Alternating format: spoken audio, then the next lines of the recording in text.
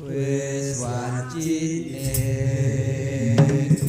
sati eleke wis wajine padha nindakake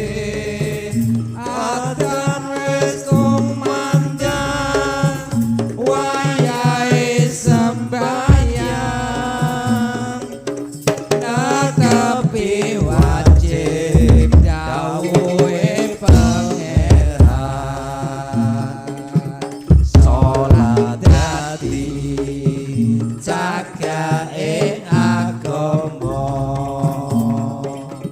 limang wektu kudu tansah dijaga kanthi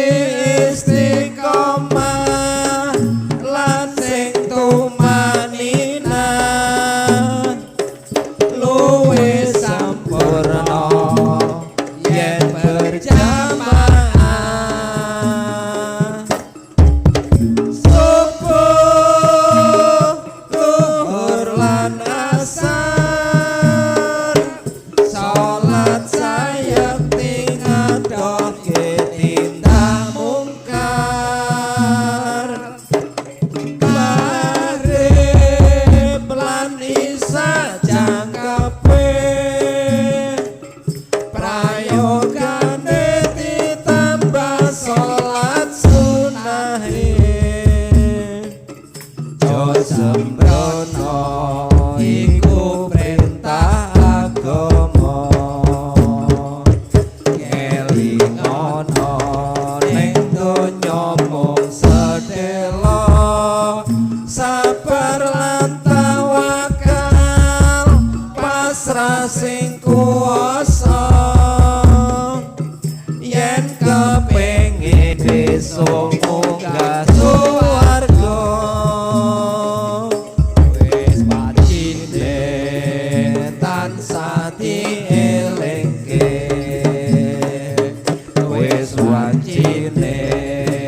padha nindakake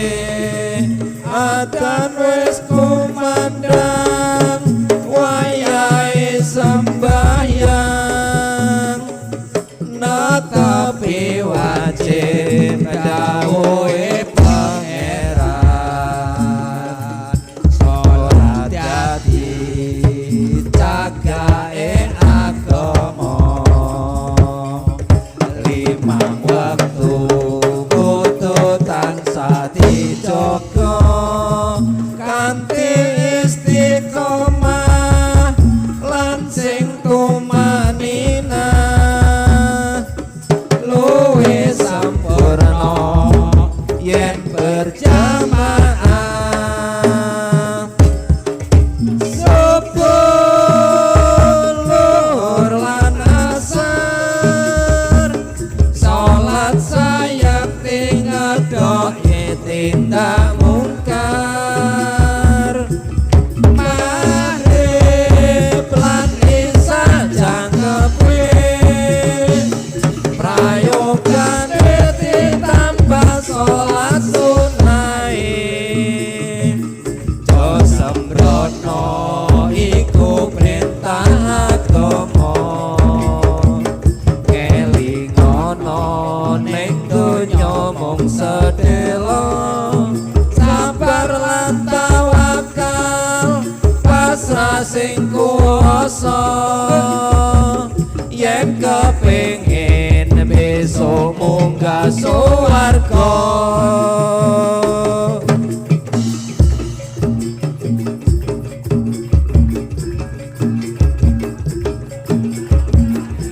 nedohke tindak mungkar maghrib lan isya jangkepe